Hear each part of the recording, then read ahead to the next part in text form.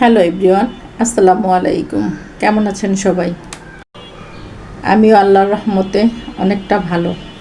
বেশ কিছুদিন অসুস্থ থাকার পর আজকে অনেকটাই সুস্থ লাগছে।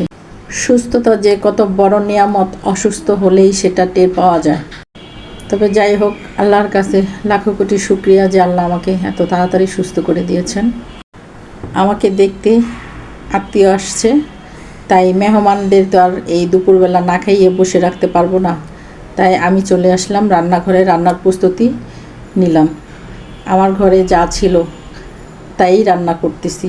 মেহমানের জন্য আর নতুন করে বাজারে যাওয়া লাগেনি। ঘরেই ছিল মুরগি, তাই মুরগিটাকে কেটে বেছে সুন্দর করে পরিষ্কার করে নিয়ে চলে আসলাম।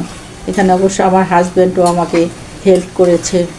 চিন্তা করলাম এই অসুস্থ শরীর নিয়ে বাসায় বাইরে থেকে খাবার নিয়ে আসবো, সেই আনতে অনেক সময় লাগবে, তার চেয়ে বাসায় রান্না করে ফেলি। বাজার যেহেতু করা আছে, তাই রান্নাঘরে চলে আসলাম। বাজার করাই তো থাকে, তাই কেটে বেছে সুন্দর করে পরিষ্কার করে আমি এখানে বসিয়ে দিলাম।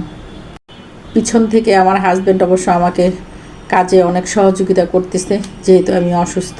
তাই আমি মশলার মধ্যে মাংস দিয়ে ভালো করে কষিয়ে নেড়েচেড়ে নেব। তারপর অপেক্ষা করব যে পর্যন্ত তেলটা উপরে না ভেসে ওঠে।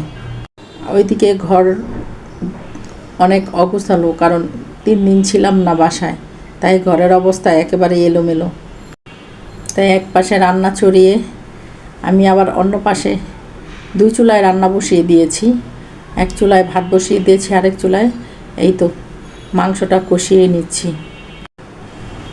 দেখতে দেখতে আমার মাংস কষানো হয়ে আসলো। এখন আমি এটার মধ্যে দিয়ে দিব আলু, কারণ আলু আমাদের ঘরে সবাই পছন্দ করি। আলু ছাড়া কেউ তরকারি খেতে চায় না। তাই আমি তরকারি চুলায় বসিয়ে আমি আলুটাকে কেটে নিচ্ছি।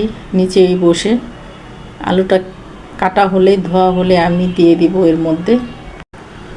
হসপিটালে গেলে বোঝা যায় যে সুস্থতা আল্লাহর কত বড় নিয়ামত। আমরা যারা সুস্থ আছি সবাই আমরা বলি আলহামদুলিল্লাহ। হসপিটাল যারা আসে, এক একজন এক এক রোগ নিয়ে এক এক রোগী আসে। তাদের করুণ অবস্থা দেখে নিজেকে বড্ড অসহায় মনে হয়, এবং মনে হয় যে হে আল্লাহ, তোমার কাছে লাখো কোটি শুকরিয়া যে আমাদের এত সুস্থ রাখছো, এত ভালো রেখেছো।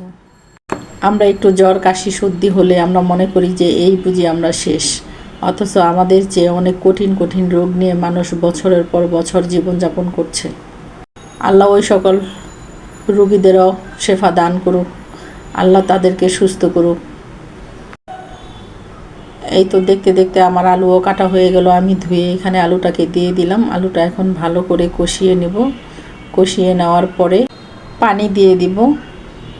পানি যতটুকু অ্যাড করব, পানিটুকু শুকানো অবধি আমি অপেক্ষা করব।